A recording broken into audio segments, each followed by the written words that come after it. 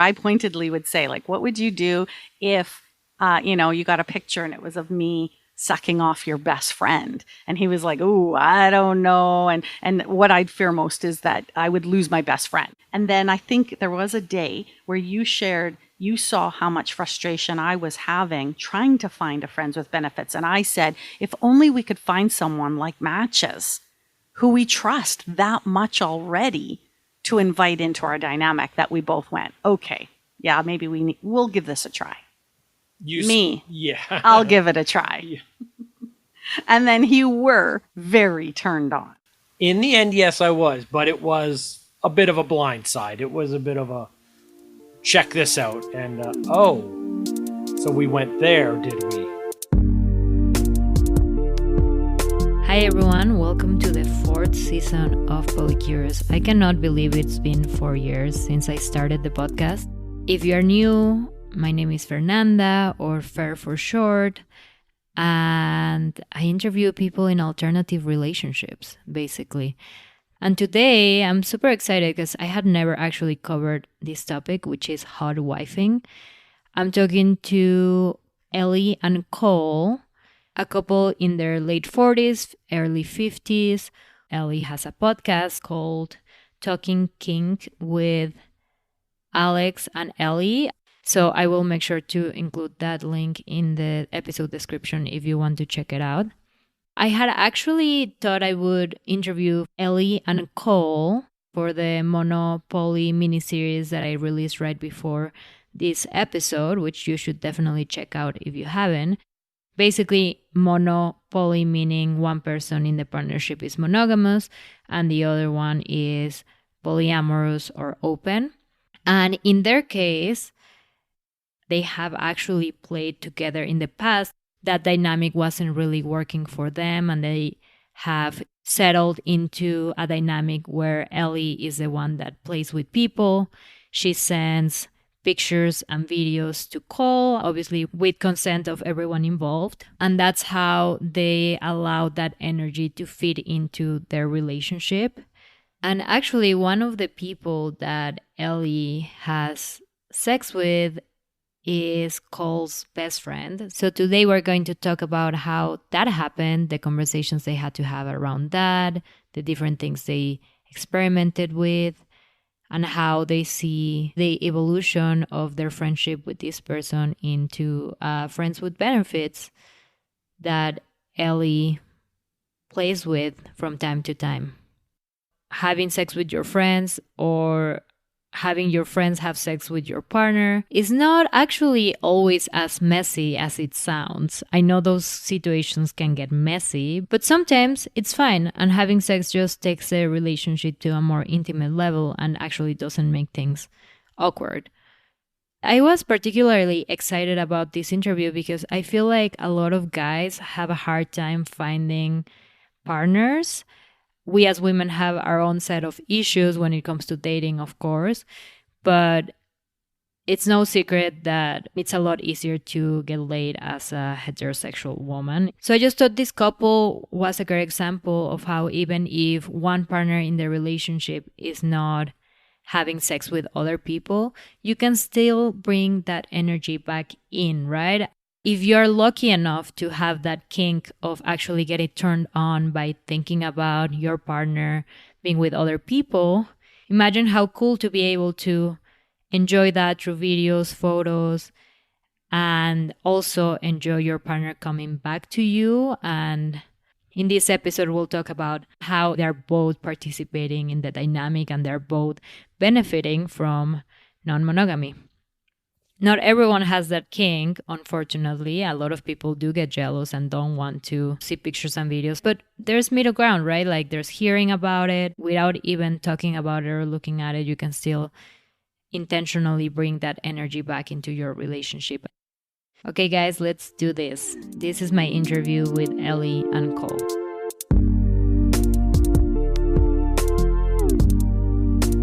Well, Ellie and Cole, welcome to Polycurious. It's so great to have you here. And we actually haven't had that many episodes that touch on kink and touch on the things that we're going to talk about today. So I'm very excited to hear your perspective and learn more about your relationship.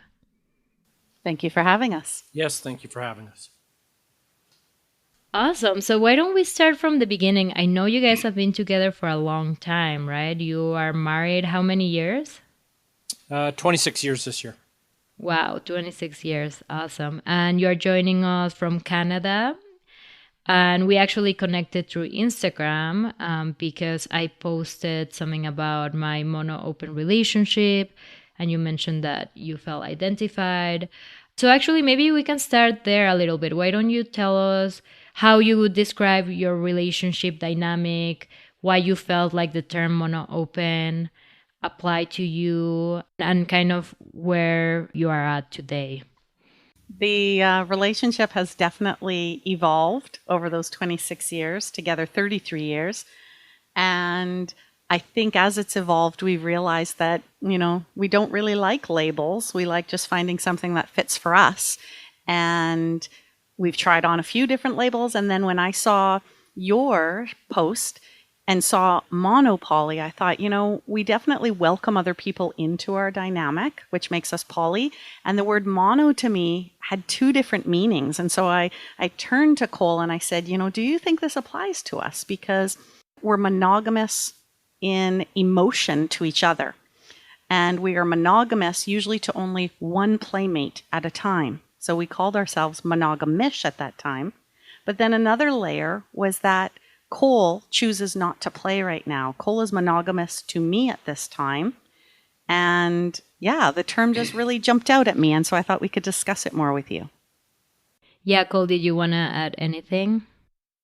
Well, I'm not online looking up too many things with labels, whatnot. So for me, it was always just a stag vixen relationship, or I have a hot wife, and I never really went beyond that in far as labels or anything, or examining it further than that. So for me, it was always just I have a hot wife, I don't play right now, and I like an open mindset to not be, say, I'm this, this, and this, and that's all I am, or she's this, this, and this, and that's all she is. So that's how I see it personally. Right. Labels don't always get the full picture, right? They can be helpful as a reference, but don't get all the details. So I'm glad that we have the time to actually explore what that actually means to you. But before we go there, just for listeners, so a hot wife, and please correct me if my definition is off, but a hot wife dynamic is one in which the wife plays with other people, and then the husband is turned on by hearing about those interactions or watching, or even sometimes being involved, which I know in the past that has been the case for you, but not so much now. So I'd be curious to hear how you got into that. How did you guys realize that that was something that you like? Did you start off non-monogamous, or how did you discover this world? My side of it was when we got back together after our separation. We separated to live life away from each other a bit because we had been high school sweethearts. And I was very curious about what had gone on during our separation for her in a non-negative way. I found it aroused me to hear about what she had gotten up to. That's how it started for me. Yeah, so I always kind of described it as we started off very kink-minded, that the more like a hot past fetish, some people call it, when you talk about past or previous experiences and your spouse or your partner gets really aroused and turned on from it. And I was surprised at his reaction. And he turned to me and he said, like, would you like to get into the lifestyle? Because this was a way that we could spice up things as we re-enter our marriage again. And we were barely married, like 5 years, I think, when we took a little separation and then reconciled. And so we were just constantly looking for ways to, one, grow closer, but two, definitely keep it fresh and spicy. And so from a kink-minded perspective, way back then to now, what is to us a polyamorous foundation to our marriage, I guess, is something that, we've grappled with. We're not actually sure how to describe it. Mm-hmm. So why did you decide to separate and then get back together? Well, as Cole said, we were high school sweethearts. So we were very young, very immature, very inexperienced, virgins to each other. We had a young child, and we decided that we were just going to part for a little ways and really find ourselves and grow a little. And we gave each other that space with a wonderful friendship as the foundation. So it didn't really surprise us when we reconciled, and we reconciled stronger, more mature, more focused on the marriage. Like our reconciliation, we never talked about what happened dating wise, sexual wise in that break. That was each other's business. That was private. And it was about 9 years that we had been reconciled and back together. All of a sudden, it was one of those nighttime conversations where I can't even remember who it was that brought it up and said, like, Oh, it was me. You remember that part? I didn't even bring it up for a long, long time. It took a long time for me to have the courage to even broach the subject at all. And he just said, like, how many people did you date while we were separated? What did you get up to? Mm-hmm. And what was the part that aroused you? What, if you don't mind sharing? No, I don't mind. I would probably say it was a raw curiosity at first. The arousal came after, and I would say it was more of a shock that I was aroused by it and wanted to know more about it after. I've written short stories for a long time. I've always had a very sexualized mind. So curiosity has always been a big part of my life with what goes on around. I'm one of those people that looks at someone in the mall and makes up a story about them, what they get up to. Mm-hmm. Or what you could get up to with them. Yeah. And honestly, I think the shock was he was surprised what I got up to. Like, he didn't think his little wife and mother of one at that time would actually make a bucket fuck it list and seek out fantasies and kinks the way I did and had the encounters I did. I didn't have any real relationships in those 2 years at all. And that just made him want to know even more. And then become involved in something like that. Right. So the bucket fuck it list. I love it. That's what I said. Basically, because I listened to your podcast and you mentioned this list of people that you wanted to fuck. And sounds like also fantasies that you wanted to fulfill. So you break up for 2 years and then don't talk about what happened in that time. 10 years later, the topic comes up and you find yourself feeling aroused. And you find yourself surprised about that. Did you feel jealous as well? Or was it just arousal? Because I've heard from people that you can feel both, right? Like you can feel jealous and aroused at the same time. And I think that can be confusing to some. But I don't know if that was your experience. With me, there was definitely some jealousy, but it wasn't anger jealousy. It was definitely envy jealousy. None of that. I didn't hold anything against her for any of it. It was more of a, ooh, that's hot. Wish I had done that. How did you go from realizing, oh, I'm turned on about Ellie having experiences with others to actually having your first experience together? If I understand correctly, that was your entry, right? Like first you were playing together and eventually now it's just Ellie. I think with me, it was that age-old, you can think about it for so long, but eventually you have to take the next step. And as I asked questions and I got the answers, that was all well and fine. And then my curiosity or my inner desire to know more turned into me wanting her to play and tell me about it. And we did it in many different ways, right? Like at first we thought, okay, let's do the protective surround each other type where you do it together. And so we looked for couples to play with and we thought of swinging, swapping, where we were always going to be in the same room or in adjoining suites and we would have these additional partners, but we'd always be around. And that didn't work for us. No, that didn't work for us. One, it was hard to find couples where there was that four-way attraction and four-way trust. And two, we started realizing that we're actually very both different in our sexual desires and the kinks and the fantasies that we were wanting, they were different. And so then we thought, okay, well, maybe we should find partners just for each other. And I think what really brought it on wasn't it when you were working out of town?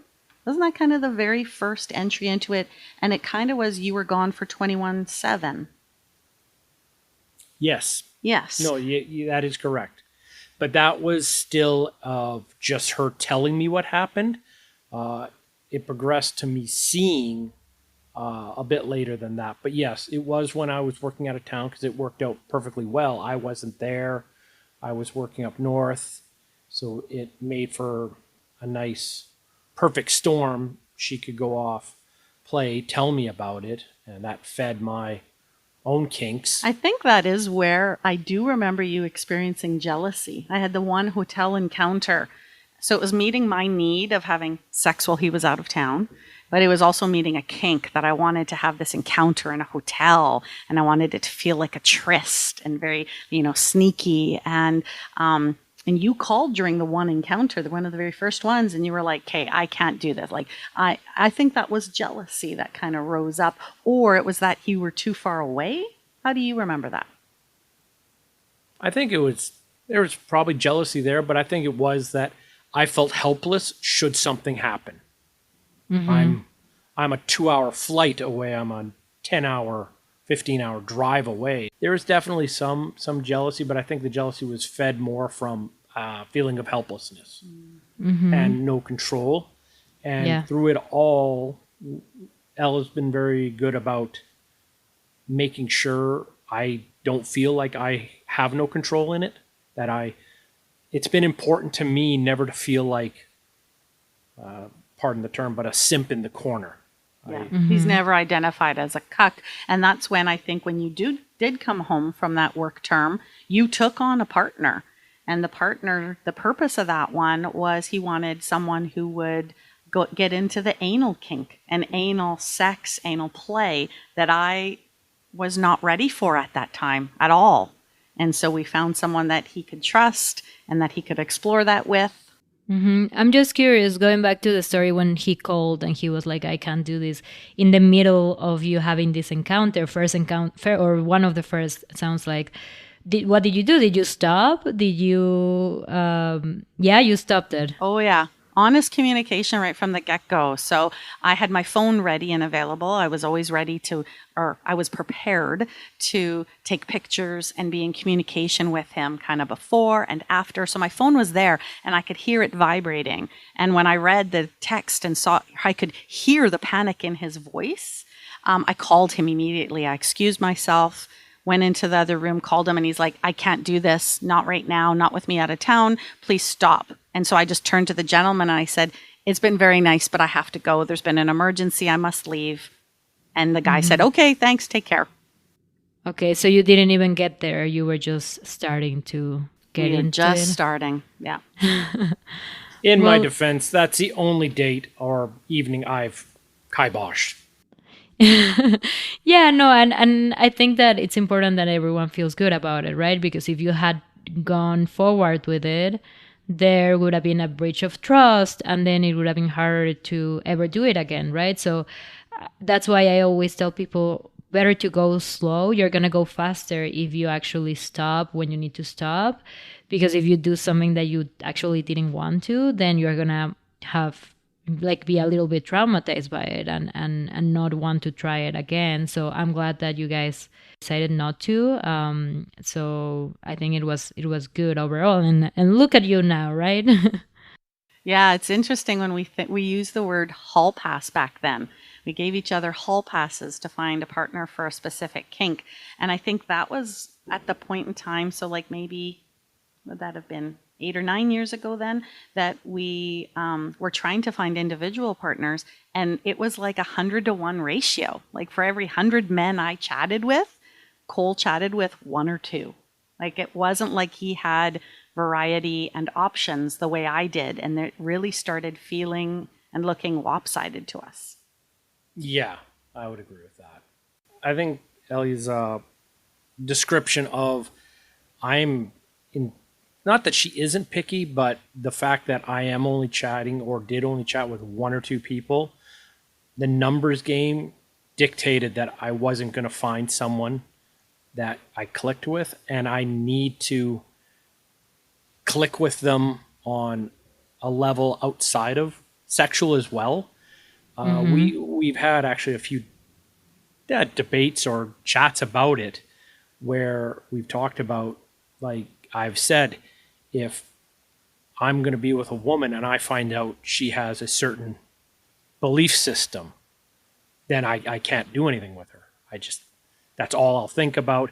So to find someone I was attracted to physically, to find someone that I wanted to be around for even only an hour and have us work on making that happen was just too difficult. That coupled with the fact that I have a lot of performance anxiety, and that led to a lot of issues. And the truth is, I am very aroused and very happy just with her playing. It's not as, I'm not a, well, you got to do it, I get to do it mentality.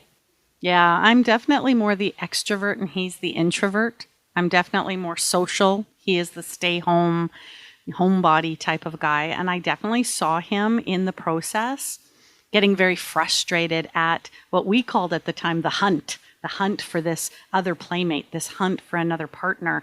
And he just would shut down all his dating profiles. He would just shut down his accounts and say, why bother? Yeah, it can be tough.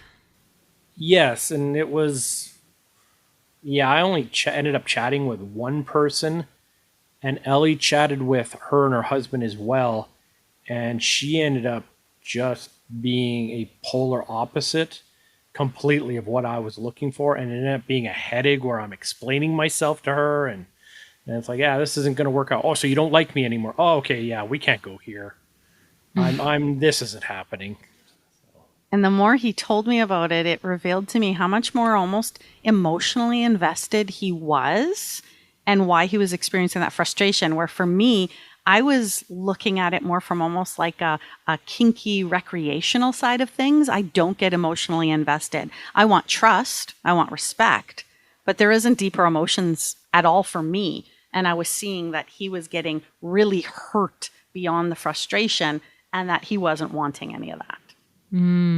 That's so interesting because the stereotype is that women care about the romantic connection and men just want to fuck, right? And I've seen that, but I've also seen the opposite, right? I feel like there are women like you and I, Ellie, that are just like, we can have sex and we can like not feel attachment. And I don't know how your experience was, but at least for me, I feel like at first I felt more of that. I felt more of the attachment and the infatuation and the feelings, and then they would fade away.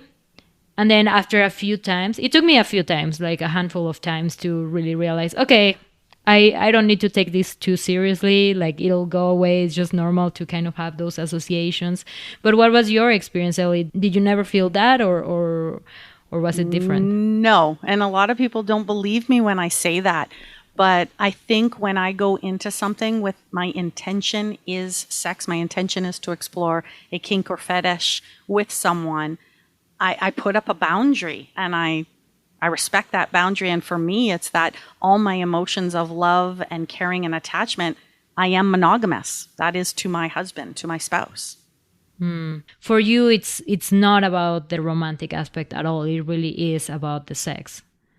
Yeah, until just before the pandemic. Just before the pandemic, we decided to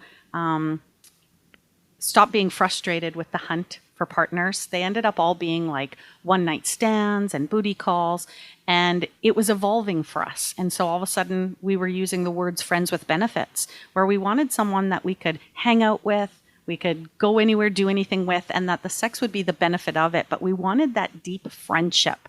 So some people were like, oh, so you love the person. And we're like, no, we're just friends. There was more of just a care.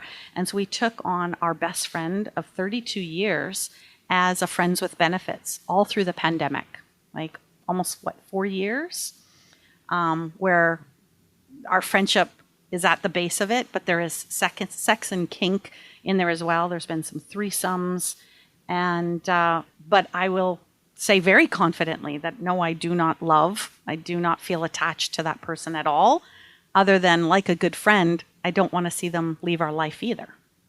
That's very much my approach as well. I'm not as interested in a one night stand or to have sex with someone who's incredibly hot, but I have no common ground with besides sex.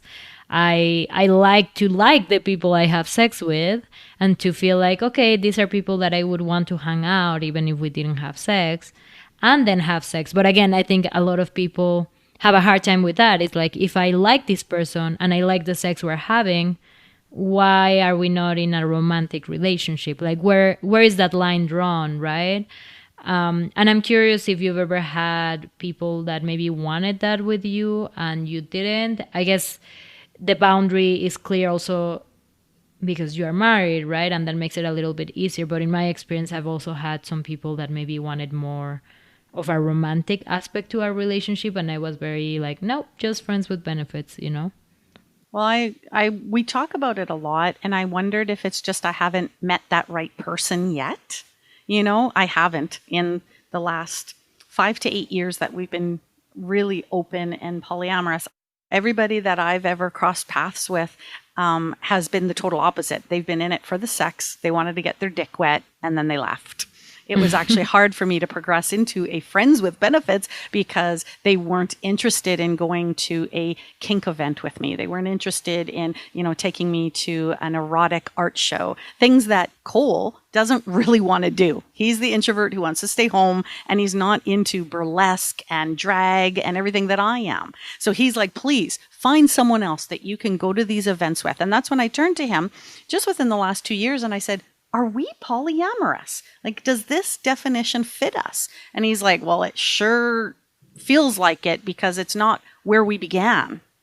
Just kink-minded. It's definitely evolving. And I think I like that polyamory leaves a room for spectrum of what love is. It's not black and white. It's not an all or nothing. I think it's when you have a connection with someone and you care about them and you don't want anything to happen to them. You don't want them to ever be hurt. That's amorous.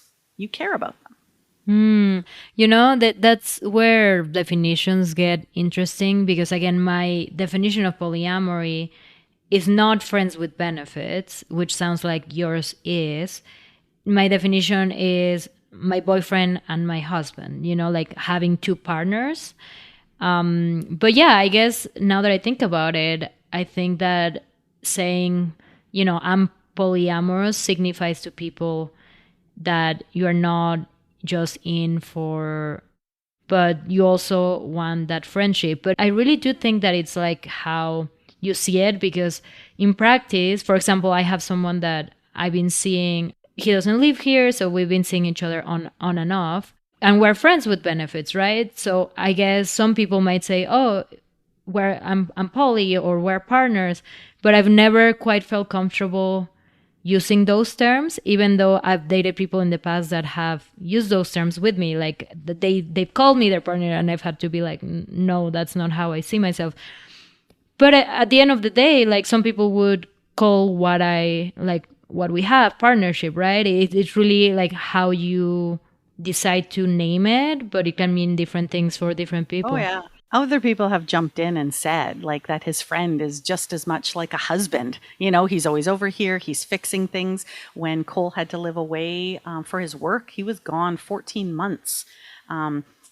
His best friend was here all the time. He was here having meals with us, going out to a movie with me, having me over, So to a lot of other people, it was like, well, who are you married to? Which one are you married to? And it's like, that's when we thought, okay, we are polyamorous. I'm not calling him my boyfriend. One, because I don't feel 15. I would never use the term at 49, the word boyfriend. I like partner or friend. And that's what feels comfortable to me. Right. Well, it does sound like that's more polyamorous, right? Also because of the frequency, the intimacy. And I actually do want to hear more about that, because I heard his voice, actually, the friend that you're referring to, because you brought him into an episode of your podcast, which I will link in the show notes for people who want to hear his voice as well. Yeah, of course. And I was just, I mean, you talked about it a little bit in the episode, but I was just fascinated by the details of how this came about, right? Because sounds like, my understanding is, he was coming over quite a bit. Cole was away, so he was helping you with a renovation. But who had the idea of crossing that bridge? And how did you have that conversation? Cole's pointing to me. Yeah, no. His friend also worked out of town on and off as well. And so we had a lot of phone conversations.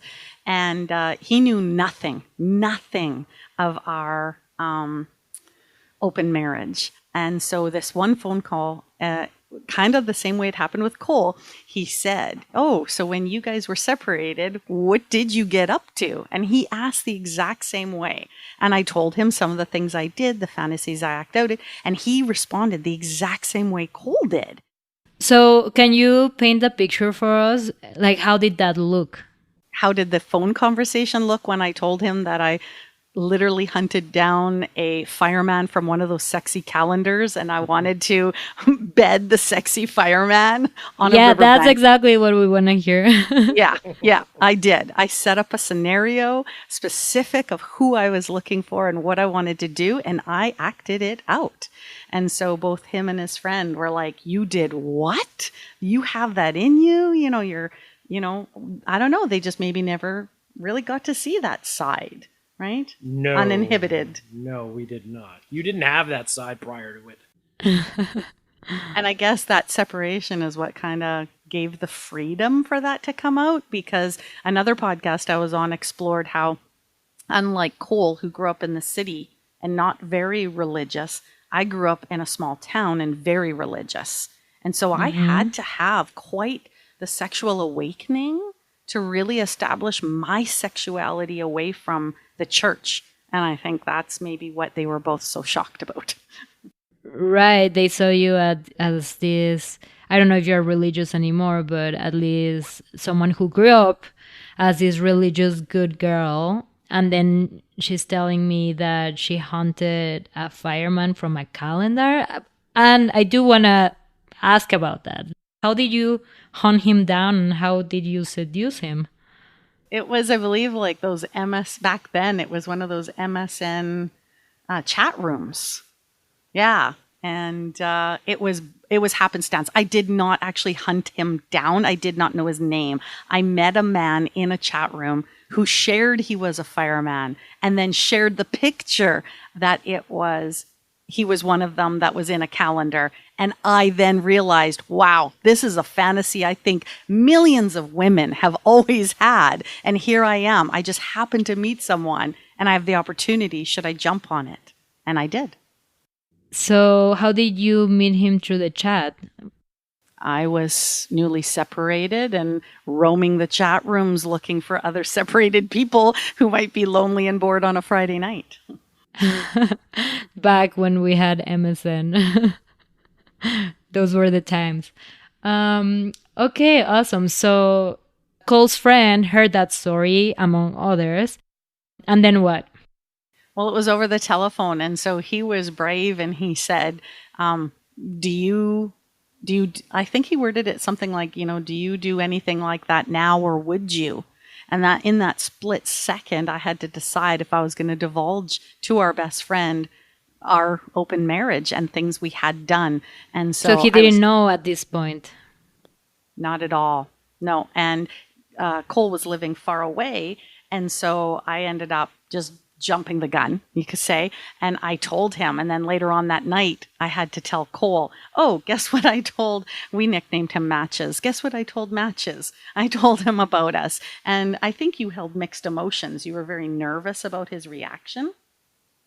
No, I wasn't nervous about his reaction. I was nervous, not that I don't trust him, but things have a way of getting out there. And I was nervous that this would be the hole in the dam that lets all of, opens the floodgates type thing. and I was scared it was going to get out. It was more of that. More about our discretion. Yes, more about the discretion. Mm-hmm. So the conversation eventually flowed over, I'd say, at least 3 or 4 months. He kept digging for more information and being curious. And then he shared he was in a dead bedroom. And so over the next few months, I encouraged him to have those same conversations with his wife. And they ended up agreeing to have a don't ask, don't tell, where Matches had permission to find his sexual pleasure outside of the marital bounds. And as soon as that happened, I turned to Cole and I said, what do you think? And you didn't like the idea at first because you were terrified of losing your best friend. Yeah, I was not on board at first. And then I think it was more of one of those, well, get on board because we've already fooled around. And not even that. Not even that. You made me sound like I went behind your back. No, you didn't go, but it was not behind my back because we've always had it be, I don't ask for CVs on who she's going to meet up with. I trust her completely and totally. So it's always been a blanket. If you have a chance to play. I trust you implicitly, but it was a bit of a blind side when she divulged it was with him because I wasn't expecting it. But no, it wasn't a behind my back or breaking any rules. We definitely had quite a few conversations where I pointedly would say, like, what would you do if, you got a picture and it was of me sucking off your best friend? And he was like, ooh, I don't know. And what I'd fear most is that I would lose my best friend, like that it would go sour. I'd ask you to stop playing with him. And then it would be my friendship of 33 years that was going to go down the drain. And then I think there was a day where you shared, you saw how much frustration I was having trying to find a friends with benefits. And I said, if only we could find someone like Matches who we trust that much already to invite into our dynamic, that we both went, okay, yeah, maybe we'll give this a try. Yeah. I'll give it a try. Yeah. And then you were very turned on. In the end, yes, I was, but it was a bit of a blind side. It was a bit of a check this out and so we went there, did we? So I understand that it wasn't like you broke any rules per se, but sounds like you did, as you said, fool around with Matches before letting Cole that was going to happen. Yeah. Someone has to tip the toe over the little boundary, or we would have stayed in limbo forever and ever and ever. So I didn't feel that Cole was ever against it. What I heard was he was nervous to do so. Mm-hmm. Mm-hmm. Okay, and I wasn't. How about Matches? Did you talk to Matches about that, about the dynamic before it happened, or did it just happen and you guys had conversations about it afterwards? Oh no, there was at least the first 6 months was just all talk. Just talk. What would this look like? What would it feel like? Then the talk turned to flirting. Flirting. Did that feel comfortable to flirt? And then sending suggestive pictures. Was that weird? And no, it was just fun. I didn't have any conversations with him about him fooling around with my wife prior to it happening. I had conversations with him about the open marriage and all that, but no, there was a pretty long conversation after, but it worked out in the end, so it was all good. Yeah, and what did that conversation look like? I went over to his place to help him with something, and there is that tension in the Elephant in the room. Elephant in the room, yes, very much so. And so we finally stopped. We were alone, and he made it very clear that the friendship came first, and that if I even had an ounce of problems, to let him know, and nothing would ever happen again, which made me happy that he saw that same way I did. The friendship was more important. And then talked about it being a one-time thing, and I admitted to him that I didn't mind and that it was a turn on, and we progressed from there. But we did have the conversation of, is this a good idea for all three of us? Like two people out of three liking it isn't enough. You have to have all three on board. And so yeah, we moved from there. And for that first time, I specifically remember Matches had shared with us that he hadn't had a blowjob in 12 years. And so I kind of had this kinky competitive side to me that rose up, being like, I'm going to quench that thirst. I want to break that long drought of yours. And so I broached it with Cole, saying, what do you think if I just gave him a blowjob? Like, the guy deserves one. Like, who holds back suddenly for 12 years? And that was the very first time Matches and I were kind of together, was for just a blowjob. I see. So even though Cole didn't know when it was going to happen exactly, you had already said, hey, this guy needs a blowjob. Yeah. And then that actually turned into Cole admitting to me that he kind of got even more aroused on the encounters he didn't know about, that he didn't know when they were going to happen, that all of a sudden he would just get this surprise text.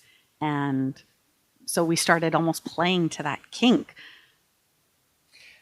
Yeah, sadly, over the years, I've discovered, as much as I never want to be cheated on, I have a cheating kink. So, which is so Why do ironic. you say sadly?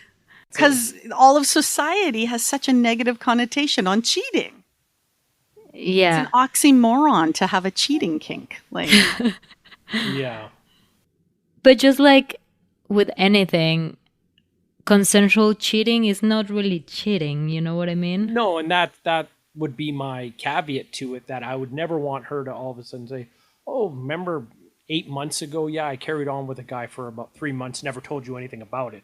That would be a problem. But a couple of days later, with the big one with, oh, I wasn't out with my friends, check, and then she'll show me a picture.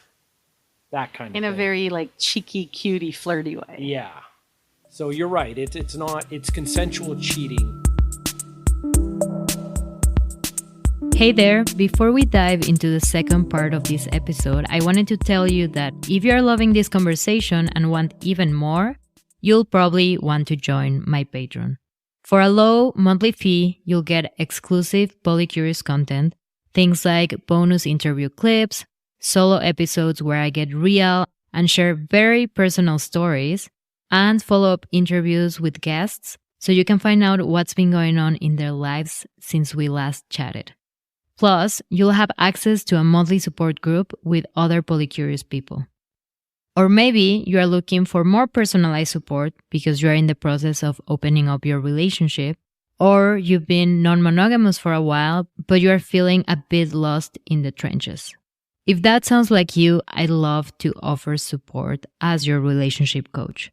If you're curious, you can book a free exploratory call with me to see how I can assist you.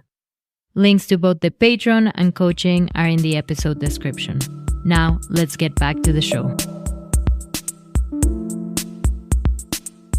Tell us how things are with Matches now. It's been, I guess, for 4 years, almost 5 years, right?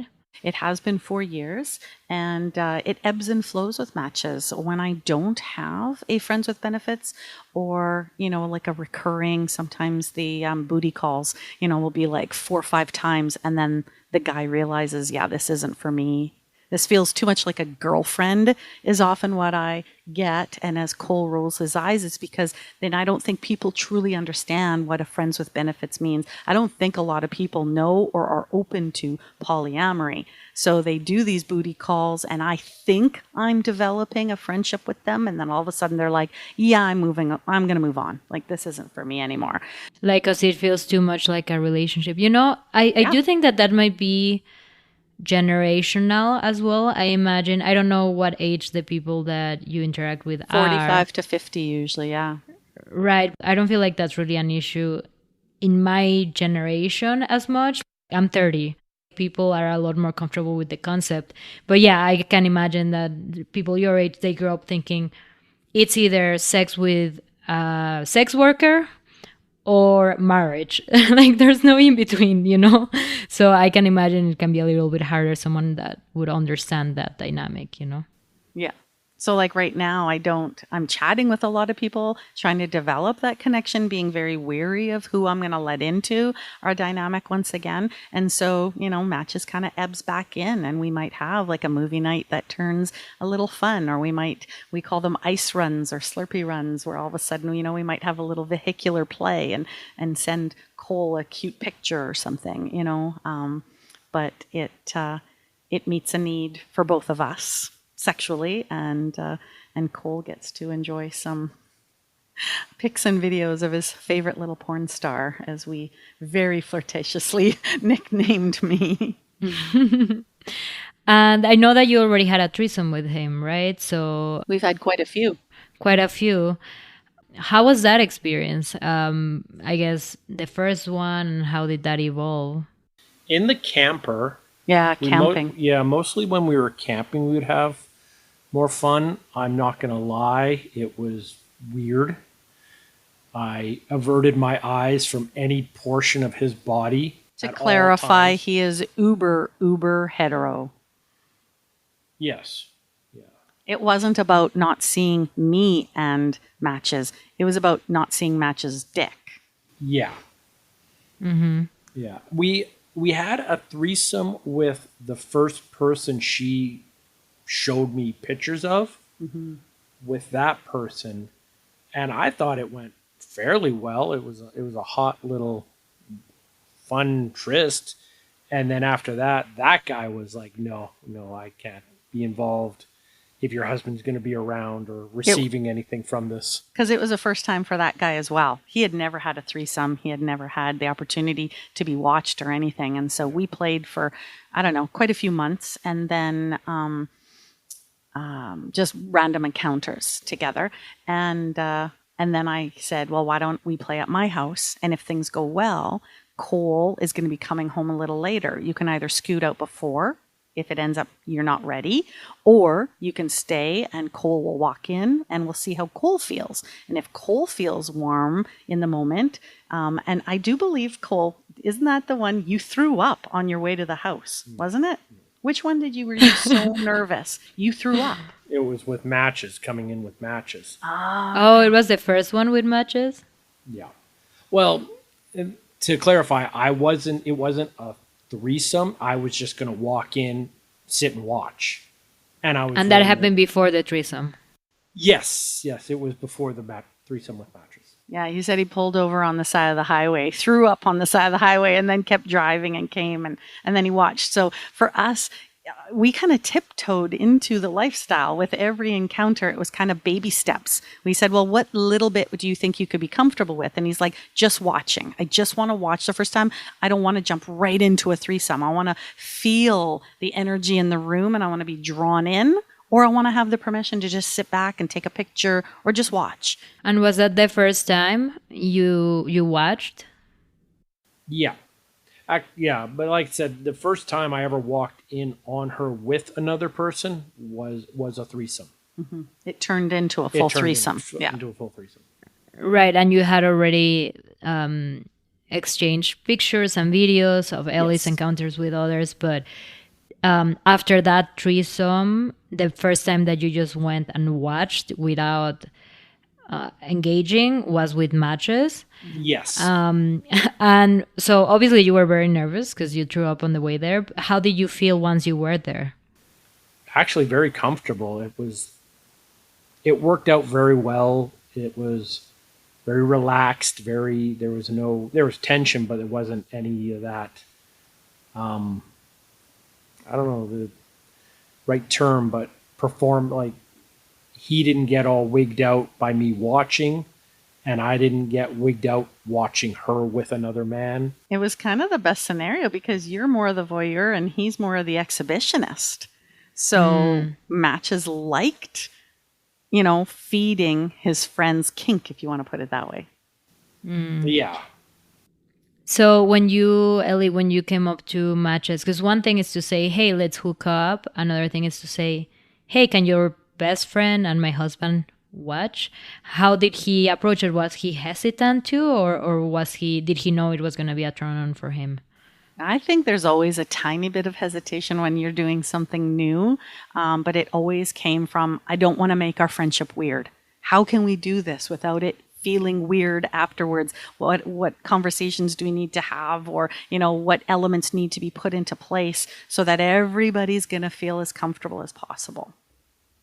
And so, yeah, no, he's definitely more of a risk taker, and he's more of an extrovert that way.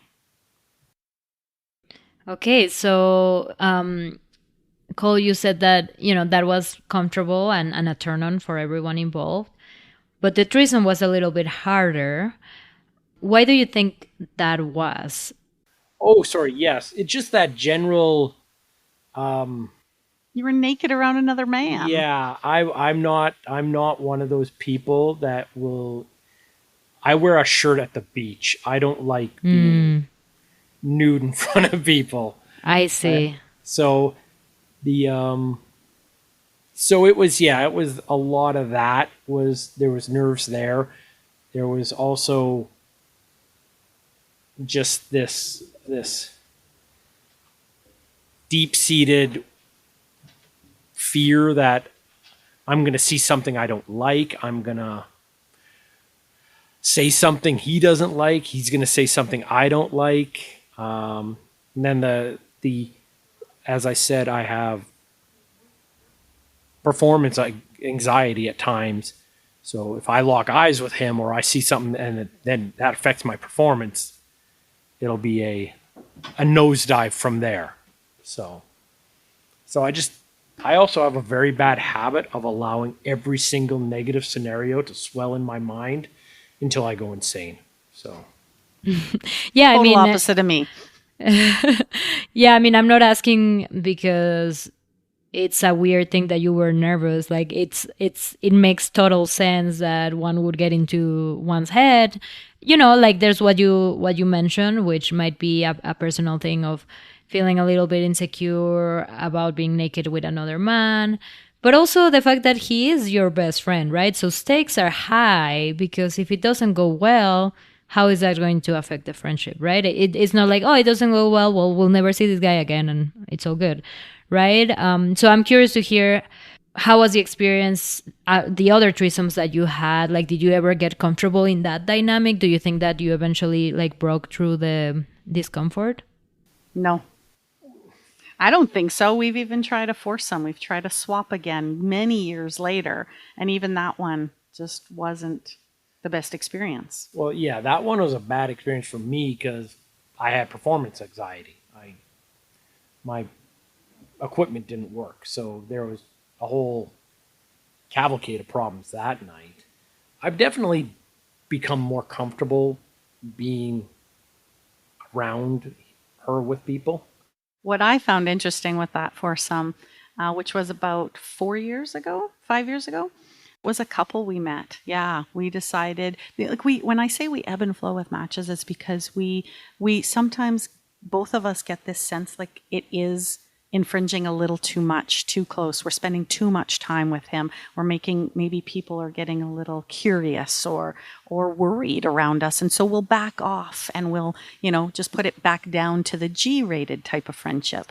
And so we were looking for more opportunities, and we found this couple. And we thought, Kate, we want to get more friends. We just want to go out socially.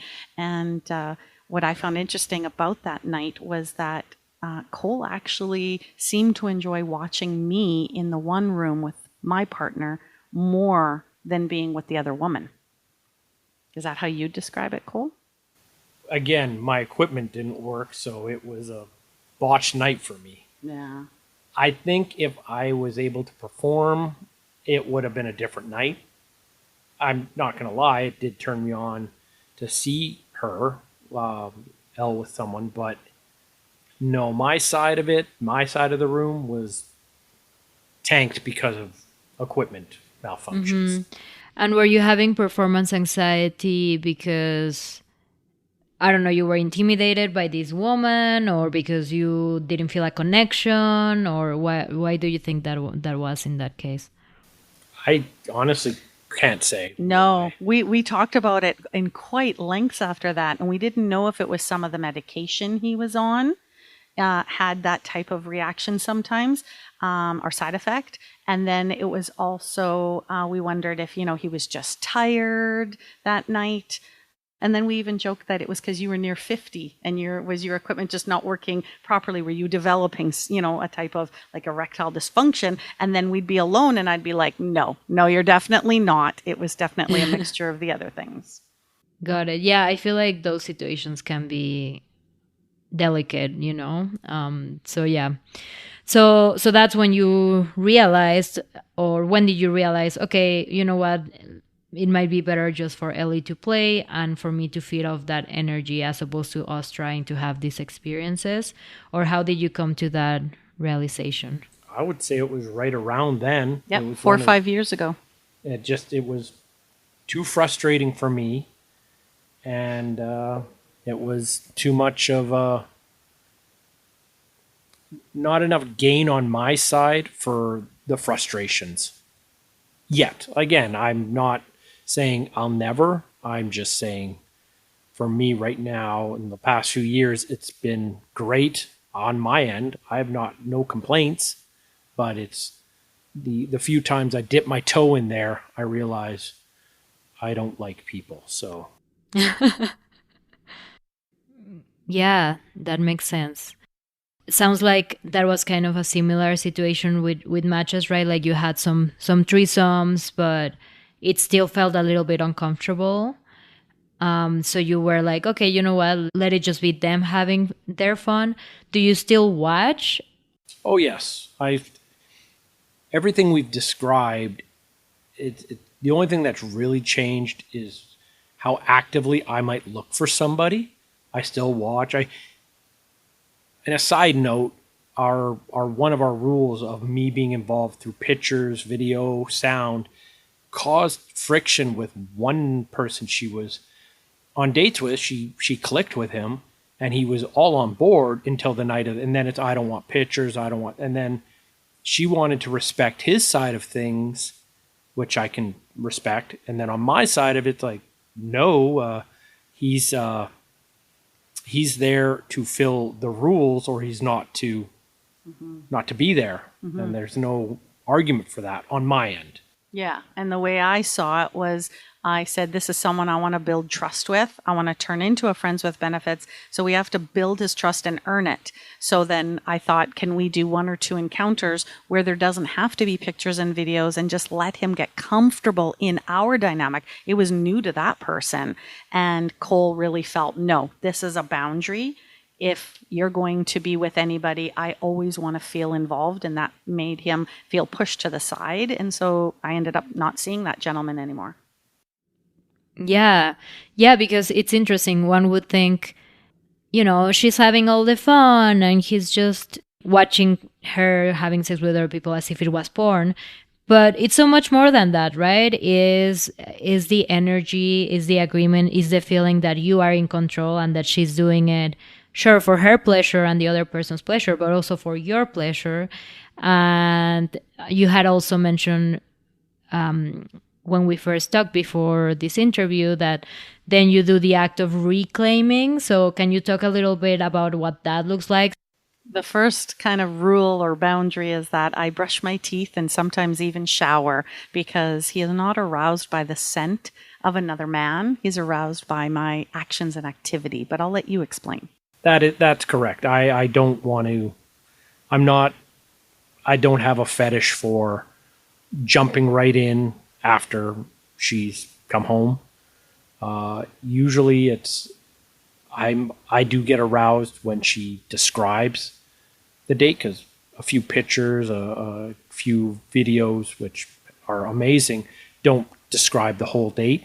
So I'm one of those people that while I'm reclaiming or going down or pleasuring her, I like to hear about the date.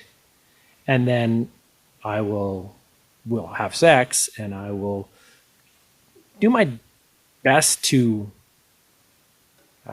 it's like, yeah, like the reclaim the whole, this is why you're married to me. Yeah, you're mine. Yeah. Without it being so macho masculine. I'm not one of those people that has to hear I'm better than someone else. I'm bigger than someone else. That's actually the opposite of what turns me on. But I do want that feeling of this is why you're married to me and not him. And So when you say that it's the opposite that turns you on, does it mean that it turns you on to hear, oh, like he did it better than you do it or something like that? No, not better. Just when he went down, I came really hard. I like to hear that. Not when he pulled out his dick, it was so much bigger than yours. Oh my God. No, I don't need to hear that. Cole's always made it perfectly clear he's not a cuck. He doesn't like the humiliation or embarrassment aspect at all, whether it's role play, whether it's done in fun and jest and playfulness. No, it's definitely more at that compersion level where he likes to know I came 9 times because he likes to know I had that much fun. Yes.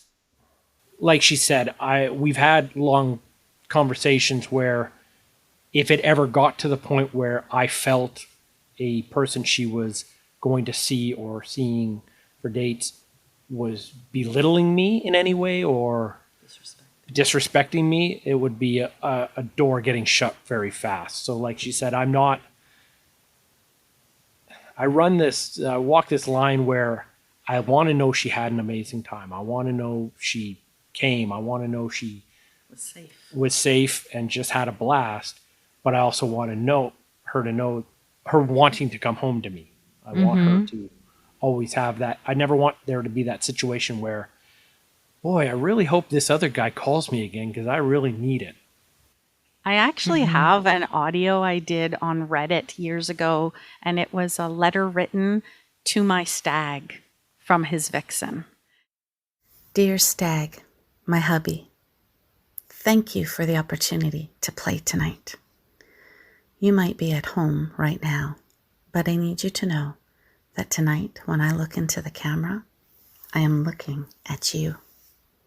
You are here with me. I feel your eyes on me. I love that you look at me with such interest, curiosity, desire, and I can imagine your cock as you watch me, how it pulses in your pants as my bull runs his hands all over my body. And sometimes listening to that helps people understand that I do this, I guess from the kink aspect, I do it for him, but I also do it with him. Well, we'll definitely link that audio in the episode description as well, but can you just explain what a stag and I'm not even familiar with the terms actually. So when I did that podcast years ago, they told me I was actually not a hot wife in their definition. And they put me in my place by saying, you are not a hot wife. He has the right to go play. You're not telling him he has to stay home. He's not a cuck. So that doesn't meet any of the regulations of being a hot wife. You're a stag vixen, meaning he's a stag. He can fuck whoever he wants to fuck. And you're a vixen. You can fuck whoever you want to fuck. And I thought, okay, well, isn't that polyamorous? Stag vixen. Okay, I'm learning something every day. Yeah, and it's interesting because to me, hotwifing doesn't necessarily have that connotation of like the ball and the and the cock, is it? Yeah, the husband would be the cuck, and then the man coming in would be the bull. Yeah. Right, and basically the cock likes to kind of be a little bit humiliated by the ball, which is like this, hyper masculine man that comes and like fucks your wife much better than you do, and then you'd get off by that idea. But as you were saying, Cole, that's not your case. You don't get off by thinking that she was fucked better or worse or whatever. You just get off by thinking that she's a hot wife, right? So for me, hot wife and ball and cock don't necessarily have to come together.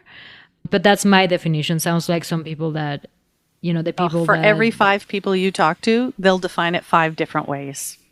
Yeah. Yeah. Yeah. Well, thank you so much for sharing all that. I think it's good to help people see that there's a way in which even if your wife is having a lot more fun than you are, you can bring that energy in a consensual way with everyone involved. And that might be watching, that might be sending pictures, that might be participating, but it might not be. Maybe you don't feel comfortable to participate for whatever reason. And it's okay to still use that as a tool as long as everyone's involved, right? Because I think that that also can be very arousing for the people that you sleep with, Ellie. And it might not be arousing to some, like the guy who said that he wasn't comfortable with it, and then you don't engage in that dynamic, right? But it just shows that there's many ways of relating, and that the fact that Cole is not having sex with other people doesn't mean that he's not reaping the benefits, doesn't mean that he's not in control, right? So Yeah, and he's having pleasure. It just looks different than the average. yeah, thank you so much for sharing. I always like to end these conversations asking, what would you tell to a polycurious person? It could be that, or it could be, what would you tell to someone in a dynamic similar to yours? But what's like a lesson, or some of the lessons that you've learned that maybe you wish you knew earlier in your journey? Well, one thing I do tell people in a roundabout way, because I don't talk about this with Maybe my someone you chat with. with someone I chat with. Yeah, definitely with some of the people I chat with, where they talk about it being the end of a marriage. I said, if you do it to fix a marriage, it's not going to work. If you do it to enhance a marriage, it'll work. I That's love what I that. say. And for me, my advice would baby step it. Don't jump in with both feet buck naked. Dip your toe in, talk about it. Inch your way in with great conversation and the consent of your partner. And it can be something wicked fun and beautiful and sexy. I feel like those are the two most basic, I mean, not basic in a negative way, like essential, like important pieces of advice for opening up. So it shows that, the past over a decade that you've been doing this has really taught you a lot. And I'm glad that you've come to a place where you feel comfortable with your dynamic, and you feel comfortable talking about it, and you know who you are, and you can help other people feel comfortable about their dynamic too, and learn to do it in a way that is respectful, ethical, and where everyone's enjoying themselves. Thank you for the opportunity to share. Yes, thank you.